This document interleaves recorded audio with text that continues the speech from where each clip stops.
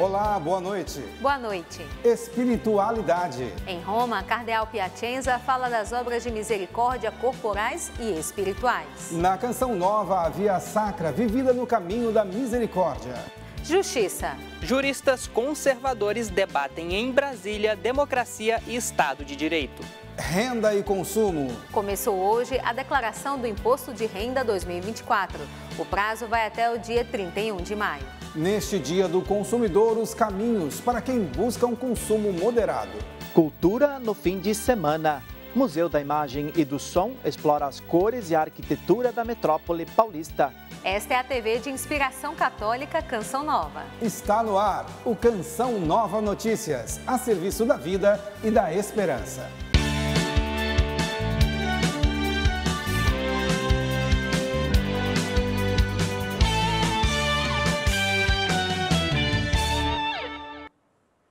As obras de misericórdia são o tema da 5ª reportagem da série Quaresma. O Catecismo da Igreja Católica ensina que estas são ações caritativas de atenção ao próximo, em suas necessidades corporais e espirituais. Nossa equipe em Roma acompanhou a missão de religiosas que praticam as obras com pessoas de situação de vulnerabilidade. Nas mãos da irmã Elaine, missionária de Santo Antônio Maria Claret, estão bolos preparados para pessoas em situações de vulnerabilidade. No abraço, a gratidão de quem recebeu mais que um alimento, mas também atenção, cuidado e oração. Muitos anos trabalhamos com os moradores de rua e, sobretudo nos tempos importantes da liturgia da igreja, nós trabalhamos também com momentos de orações com os moradores de rua. Viver as obras de misericórdia com os moradores de rua é, sobretudo, viver o amor, é viver a caridade, é se colocar no lugar deles. A irmã nos ajuda tanto, traz roupas e alimentos. Ela comemora os aniversários do mês e normalmente traz o bolo do sabor que a pessoa pede. Eu a conheci na rua porque ela sempre ajudava os que estavam nesta situação. Como eu era artista de rua, passei por muitas situações difíceis. Posso dizer que se ela não tivesse me encontrado, talvez eu não estivesse vivo. Dar de comer a quem tem fome e oferecer conselhos vão muito além de boas atitudes. Representam as obras de misericórdia. Ao todo, são 14 obras de misericórdia divididas em 2 grupos, corporais e espirituais. Compreendiamo imediatamente porque são o soccorso.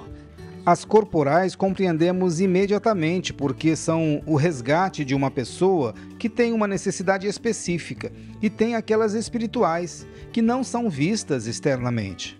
Dar de comer a quem tem fome, de beber a quem tem sede, oferecer moradia aos desabrigados, vestir pessoas necessitadas, visitar os doentes e os prisioneiros e sepultar os mortos são as obras corporais. Já as espirituais são ensinar, aconselhar, consolar, corrigir os que erram, perdoar as injúrias, sofrer com paciência as fraquezas do próximo e rezar a Deus por vivos e defuntos. De acordo com o Papa Francisco, quando realizamos as obras de misericórdia, concluímos atos concretos de amor. Ho dato da mangiare all'affamato, ho dato da bere all'assetato. Alimentei os famintos, dei de beber os sedentos, visitei os doentes, os presos. As obras de misericórdia são precisamente o caminho do amor que Jesus nos ensina. Pratica, appunto, il Vangelo di Gesù. São uma forma de exercitar o Evangelho de Jesus e todos os seus ensinamentos, como no caso das obras corporais. E depois, com as espirituais, aprendemos a corrigir os que erram, encontrando a arte de aconselhar pessoas, talvez de modo indireto. Tudo isso é parte da riqueza das obras de misericórdia, que nos ensinam a sermos verdadeiros imitadores de Cristo. Ci dispongono ad essere veramente imitatori di Cristo.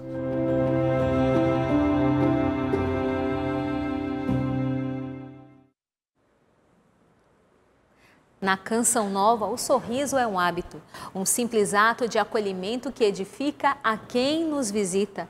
Esse crescimento é traduzido em atos concretos, como o Centro Médico Padre Pio, a Companhia de Artes e Esportes, a Casa do Bom Samaritano, o Projeto Geração Nova e o Centro de Apoio Comunitário, ou seja, A sua contribuição multiplica o bem. Estamos com 47% na campanha desse mês. Para colaborar de forma simples e direta, use pix.doação@cançãonova.com. Obrigada por evangelizar com a gente. Na Via Sacra, o cristão é convidado a rezar e meditar a paixão de Jesus, desde o Tribunal de Pilatos até o Monte Calvário. Na Canção Nova, o momento penitencial é realizado todas as sextas-feiras, no Caminho da Misericórdia. Um exercício de piedade.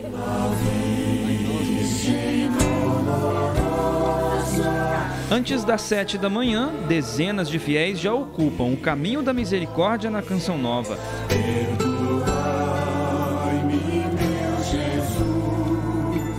Para Maria José, este é um costume preservado na família, experiência vivenciada desde a infância. Vai além da repetir uma estação para outra, é um ministério mesmo de seguir a redenção de nosso Senhor Jesus Cristo, que tanto fez por nós. Percorrer o trajeto contemplando cada estação é recordar a paixão de Cristo.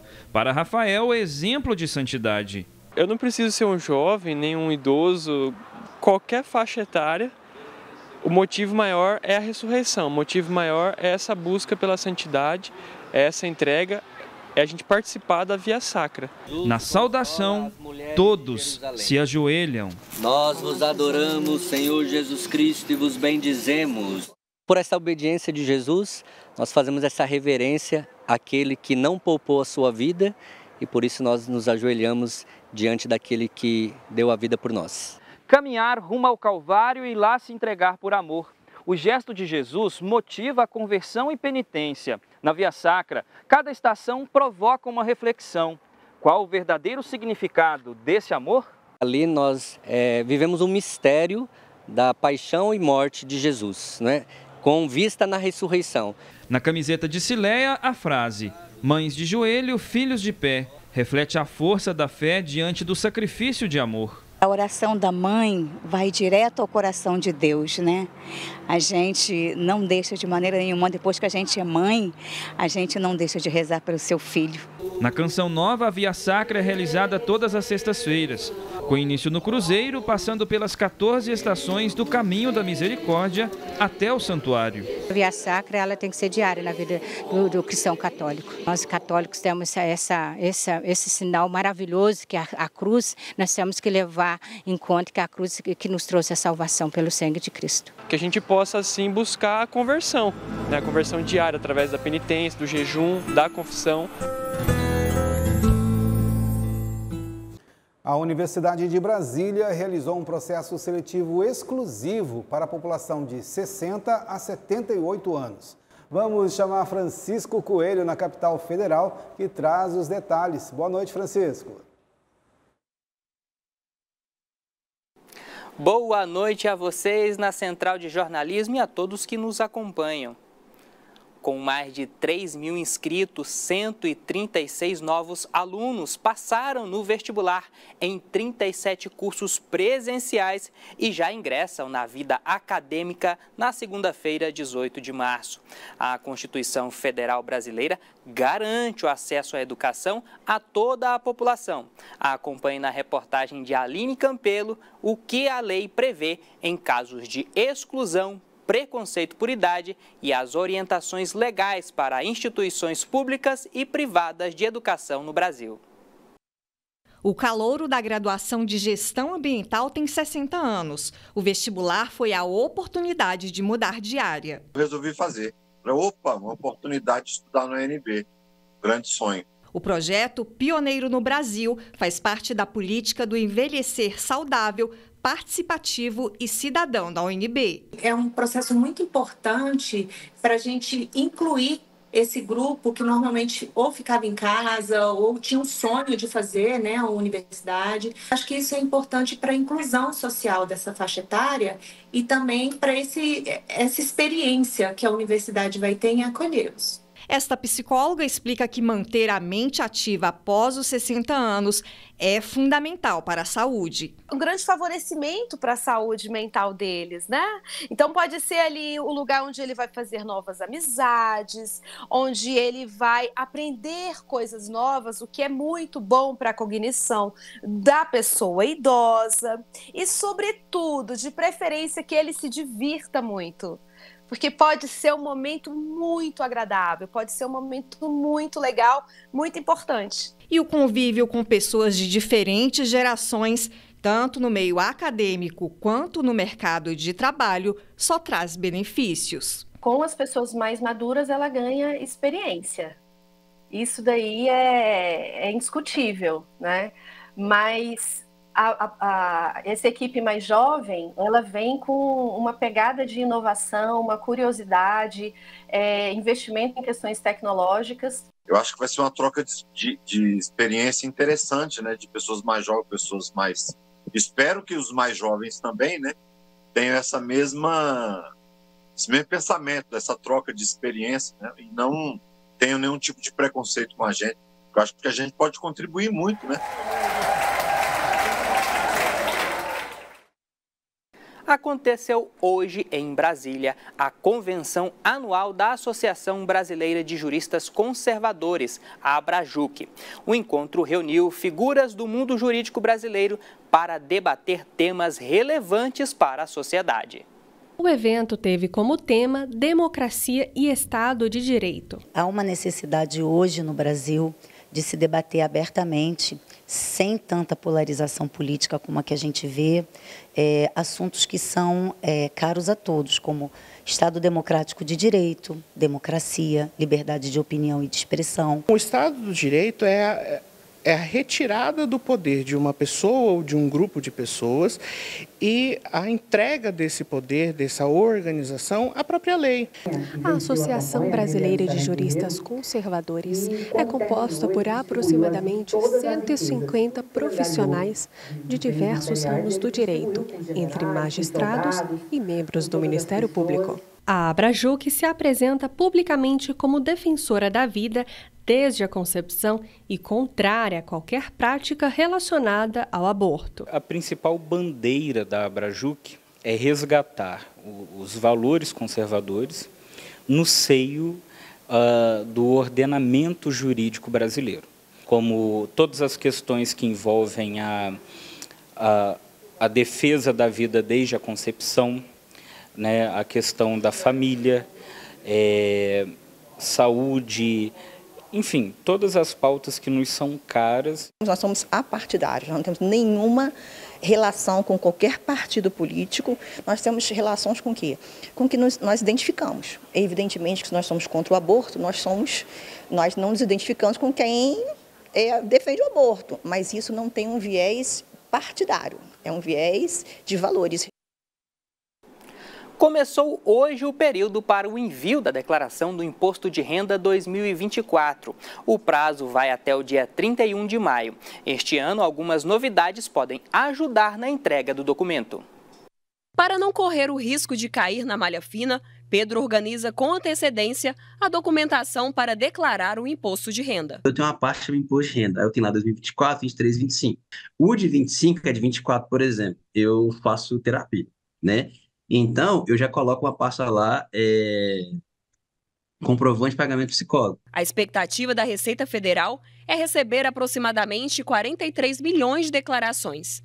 Entre as principais mudanças para este ano está a atualização dos limites de obrigatoriedade para a entrega da declaração. O contribuinte que recebeu rendimentos tributáveis ao longo de 2023 acima de R$ 30.639, ele estará obrigado. E o contribuinte que teve posse ou propriedade de bens, inclusive terra nua, acima de R$ 800 mil, os contribuintes que receberam rendimentos isentos ou não tributáveis acima de R$ 200 mil também precisarão fazer a sua declaração. Se o contribuinte recebeu receita bruta de atividade rural acima de R$ 153.199, ele também vai precisar fazer a sua declaração. Além da mudança na tabela de valores, uma das novidades do fisco para 2024 é o LEO, robô da Receita Federal que vai informar aos contribuintes quem precisa declarar o imposto de renda. Então o contribuinte ele coloca algumas informações básicas ali para o chatbot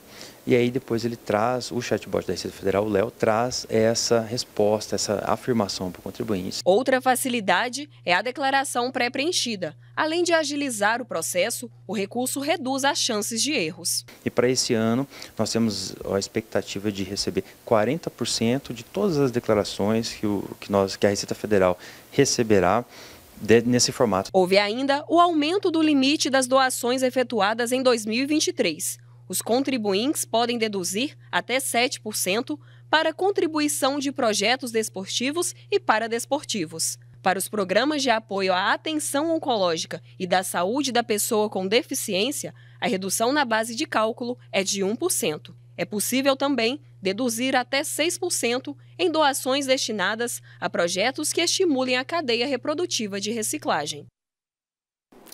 A dúvida agora é em relação aos rendimentos recebidos por venda de produtos e serviços de microempreendedores individuais, o conhecido MEI. Este tipo de enquadramento tem regras próprias e, em alguns casos, é necessário declarar o imposto. O limite de faturamento anual do MEI é de R$ 81 mil. Profissionais com valores superiores devem pagar tarifas de impostos variáveis em cada estado. Em relação ao imposto de renda, a regra é definida por categorias. Para empresas prestadoras de serviços, a isenção corresponde a 32% do limite de faturamento anual. Transporte de passageiros, 16%, e para comércio, indústria e transporte de cargas, 8%. Por exemplo, se uma empresa de prestação de serviço tiver alcançado um faturamento de R$ 60 mil, será descontada a faixa de isenção de R$ 19.200, ou seja, o valor passa a ser R$ 20.800, abaixo do rendimento para a declaração. Mesmo quando não há obrigatoriedade de declarar o imposto de renda, os microempreendedores individuais devem fazer a declaração anual de faturamento no portal do empreendedor. O Dia Mundial do Consumidor foi criado na década de 60 nos Estados Unidos. A data celebrada neste 15 de março tinha como foco ouvir o consumidor e destacar direitos como segurança e a livre escolha na hora da compra. Vamos entender melhor esse assunto com Sidney Fernandes, que está no maior centro comercial do país, a capital paulista. Boa noite, Sidney. Olha, criar uma data para reforçar garantias e direitos da população é sempre muito válido. A questão é quando esse dia se transforma em puro apelo comercial. Boa noite a você e a todos que nos assistem. Notificações de aplicativos são as que mais induzem a compra por impulso, segundo pesquisa da Confederação Nacional de Dirigentes Lojistas. A repórter Natália Cassiano e o cinegrafista Rodrigo Tedesco mostram alguns caminhos na busca por um consumo moderado. Ruas e lojas movimentadas fazem parte do cenário do Dia do Consumidor. Os clientes não perdem tempo e aproveitam as melhores ofertas. Compra além, porque é bom que o preço é bom. E aí vem de longe para comprar assim, o necessário e mais um pouquinho mais. Olha, eu compro o necessário, mas quando eu vejo alguma novidade eu entro e compro também. Se eu gostei, eu levo. A psicóloga explica que muitos compram para manter o próprio bem-estar. Mas ressalta que, em alguns casos, a atitude pode ser uma tentativa de contornar problemas pessoais. É um desejo por ativar no organismo o neurotransmissor do prazer, da felicidade. Todos nós temos isso, né? Precisamos disso como seres humanos. Só que, vamos imaginar, por exemplo, uma gangorra. E aí eu estou sentindo a falta de ter essa recompensa e vou lá e rapidamente consumo alguma coisa. Compro e tenho esse prazer imediato, esse alívio. Só que Quando tem essas respostas muito rápidas, essa sensação não se sustenta ao longo do tempo. Então eu preciso toda vez ficar ativando essa resposta para ter a sensação de recompensa. Na encíclica Centésimos Anos, o Papa João Paulo II abordou o fenômeno do consumismo. De acordo com o texto do Pontífice, o ter é mais valorizado do que o ser. Salete afirma que seu consumo é responsável. A intenção é manter um estilo de vida sustentável e equilibrado. Eu sempre venho bem certinho, o que eu quero comprar, eu venho bem certo mesmo, tá? Para não comprar nada errado e comprar o que eu preciso, né? A especialista destaca a importância das pessoas trabalharem o autoconhecimento para compreender que seu valor não está naquilo que se consome. É fundamental que a pessoa se reconheça, né? Faça um mapeamento desse autoconhecimento para entender especificamente onde está a base, a raiz do que está sendo disfuncional, que está sendo gatilho, né? Ativando esse desejo de consumo, de compras. E aí, a partir disso, né, vendo no histórico da pessoa, a gente pode trazer a possibilidade de um reprocessamento. O assunto agora é cultura. Aqui em São Paulo, uma exposição fotográfica vai na contramão da ideia de que a capital é uma cidade cinza. A mostra no Museu da Imagem e do Som explora cores e a arquitetura da metrópole paulista. Freiras caminhando no bairro da Liberdade, crianças brincando na varanda de um prédio ou pintores dando a vida a uma fachada. Detalhes que muitas vezes passam despercebidos na correria paulistana. São Paulo geralmente é associado a um clima cinzento, de preto e branco, de cores mais sóbrias. E aqui a gente está vendo uma São Paulo multicolorida, nos detalhes, na sua essência. E eu acho que é essa São Paulo que o visitante descobre quando vem ver essa exposição. A mostra Cores de São Paulo foi idealizada pelo fotógrafo Rafa Rojas. A inspiração foi o registro desta parede vermelha em 2021. E acho que por conta dessa foto partiu daí a ideia da série de procurar sempre ter uma visão diferente da cidade, até do que ela tinha virado no pós-pandemia. Fotos muito coloridas, com poucas informações, muitas vezes voltado para o minimalismo, buscando sempre alguma simetria, mas também não deixando de lado a fotografia de rua para estar sempre registrando um pouco do que é o dia a dia de São Paulo, mas usando esse contraste aí do habitual da cidade. A exposição faz parte de um projeto do museu que seleciona fotografias inéditas de profissionais que se destacam pela originalidade da sua técnica. Há 11 anos, o MIS tem um programa chamado Nova Fotografia, que é uma convocatória aberta para novos fotógrafos que mandam projetos para a gente e o museu seleciona 6 séries por ano. Este publicitário de Blumenau, em Santa Catarina, estava a passeio em São Paulo e visitou a exposição. A gente vê uma São Paulo diferente, que a gente não está acostumado a ver. Quer dizer, ela está aí para todo mundo ver, mas a gente acaba não olhando, né? Então a gente tem essa cor, esses contrastes, né, que realmente fazem com que a gente tenha um outro olhar sobre a cidade de São Paulo. Até o dia 17 de março, a mostra pode ser visitada de graça no Museu da Imagem e do Som, que fica na zona oeste de São Paulo. Horários e informações estão disponíveis no site mis.sp.gov.br. Uma espécie de museu centro cultural muito ativo e sempre aberto a todo tipo de público. Na sede da Canção Nova, algumas atividades movimentam o fim de semana. O acampamento Terço dos Homens acontece no Rincão e no Santuário do Pai das Misericórdias. Já no Centro de Evangelização, o aprofundamento será dedicado especialmente às famílias. Uma das propostas dos eventos oracionais é despertar um compromisso com o anúncio da Boa Nova de Cristo. Famílias em pé. Em tempos desafiadores, afirmação de profundo sentido. Quando nós visitamos as famílias, a gente está promovendo uma obra de misericórdia espiritual.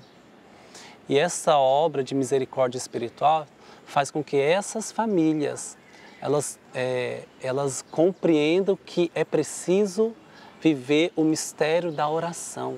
Ancorar as famílias na identidade da fé. Este é o objetivo do aprofundamento que acontece neste fim de semana em Cachoeira Paulista. Despertar nos batizados o compromisso da evangelização. A casa construída sobre a rocha, não é? Jesus é a rocha, Ele é a base. Se Ele não for a base da nossa família, nós não conseguimos. A casa não pode subsistir. Como diz a própria palavra, virão as enchentes, virão os ventos, e se a casa não estiver firme sobre a rocha, ela pode desabar.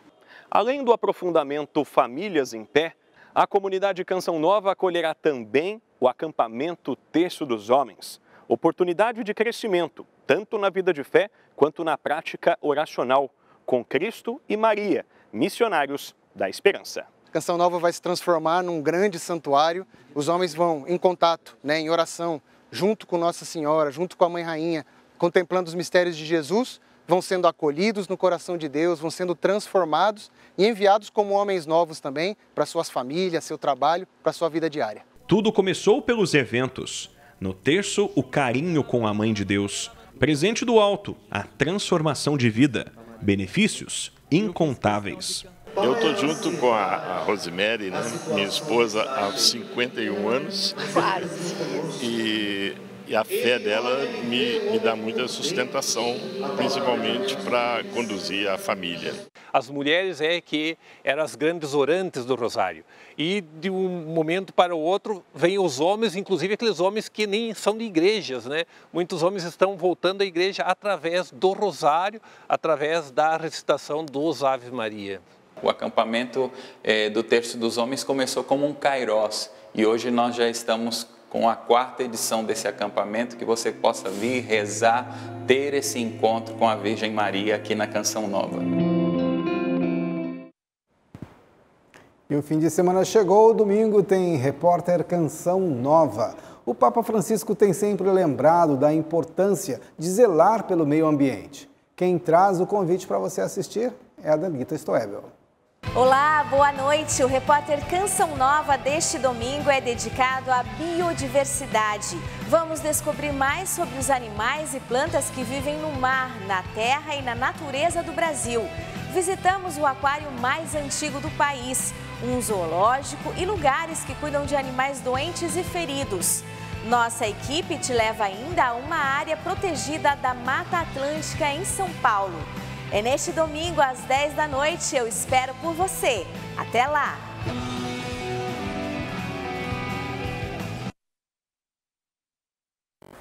Por falar em biodiversidade, esse calor chegou para valer, não é mesmo, Mauriceia? É isso mesmo, Sabará. Para quem ainda não estava sentindo a nova onda de calor, a situação mudou. Muitos estados registraram temperaturas próximas dos 40 graus.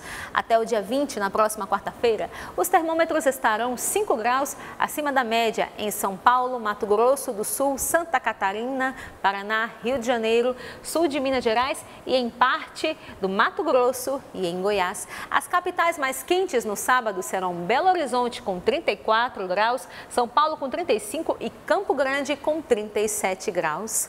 Quem mora nessas regiões deve se manter hidratado. Em Vila Velha, no Espírito Santo, os termômetros marcam 35 graus, enquanto em Saquarema, no Rio de Janeiro, a máxima pode chegar aos 38. Apesar do calor, a chuva atinge algumas localidades. É o caso do Rio Grande do Sul, onde há uma frente fria. Já no Nordeste, pode chover a qualquer hora do dia, no Maranhão e no Sudoeste do Piauí. Já no Norte, vai ter chuva no Tocantins, no Pará e aqui no Amapá. O sol predomina entre o norte do Rio Grande do Sul e o Paraná. Só não chove no extremo noroeste do estado paranaense. Nas demais áreas pode ter pancadas de chuva na parte da tarde.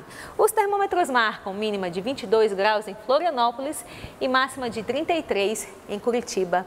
E quem vier neste final de semana ao acampamento Terço dos Homens e ao aprofundamento Famílias em Pé, vai encontrar o clima sim. Em Cachoeira Paulista, no sábado, vai fazer máxima de 35 graus e não vai chover. Por isso, traga aí o seu protetor solar e a garrafinha d'água. Cunha, no estado de São Paulo, é um dos municípios de maior extensão territorial e mantém 12.500 hectares de mata preservada. Na zona rural estão as comunidades da paróquia de Nossa Senhora dos Remédios, a maior das 30 paróquias da Diocese de Lorena. Nesses locais, a fé do povo, o amor pela Eucaristia e o respeito pela Igreja são inspiração. Evangelizar não é fácil. Exige do católico vencer comodismos, se aventurar em territórios desconhecidos, arriscar diálogos, por vezes deixar o outro vencer confrontos, para que o amor de Deus possa alcançá-lo.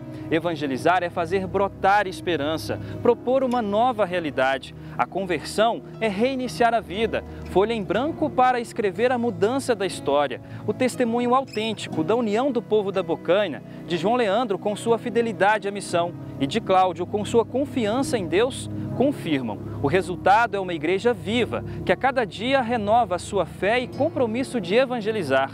Distâncias vencidas à luz do Evangelho. Nós se juntos e é a mesma coisa de um grupo de oração, nós no lugar, né? Fazer que nem eu colar tudo, porque para nós ir para o outro lado é mais longe, né? É mais distante. Vamos supor, para nós ir em Canção Nova é mais distante, para nós ir em Campos Novos é mais distante. Aqui é muito mais perto para nós ir. E receber a Eucaristia é um presente. É um presente de Deus, fazer que nem eu colar tudo para nós é um presente de Deus. Com a ajuda dessas pregações, eu consegui vencer. Não foi fácil, não, foi muito difícil. E hoje eu estou aqui, minhas filhas com 9 anos, graças a Deus me ajudando. Porque eu achava que eu ia conseguir vencer com as duas meninas. E meu esposo está aí trabalhando, graças a Deus, Nossa Senhora. Mas que a pessoa nunca pode perder a fé, Nossa Senhora, porque sem Deus nós não somos nada. É isso que eu preciso, e todos nós precisamos aguentar firme, mas na oração, rezando e buscando na comunhão. Eu sempre tive sede da Eucaristia, eu sempre corri atrás da Eucaristia. Mesmo vivendo no pecado, eu me aconcheguei mais em Deus nesse tempo. E o Senhor me levantou, e hoje eu passando por essa experiência da enfermidade, eu vi o quão grande é o amor de Deus na minha vida. Não é o meu pecado, não é as minhas falhas, não é o meu passado que o Senhor veio trazer nas mãos, mas foi a promessa de vida. Com palavras simples, a oração espontânea chega ao Filho de Deus. No louvor, a declaração de amor ao Salvador. Te amarei, Senhor, te amarei, Senhor. Eu só encontro a paz, a alegria bem perto de ti. A evangelização rural realmente é um grande desafio. Eu trago sempre boas lembranças de Campos Novos de Cunha, uma das cidades, um dos vilarejos desse local, e onde a Semana Santa é vivida de forma muito intensa pelos membros aqui da comunidade Canção Nova. E é bonito ver como eles são um povo de fé, não é, Sabará? Exatamente. O Canção Nova Notícias fica por aqui. Reveja as reportagens de hoje no portal noticias.cançãonova.com e tenha um bom fim de semana. A você que vem à Cachoeira Paulista para as atividades da Chácara de Santa Cruz e a você que vai acompanhar tudo de sua casa, Deus abençoe, uma boa noite e um ótimo fim de semana.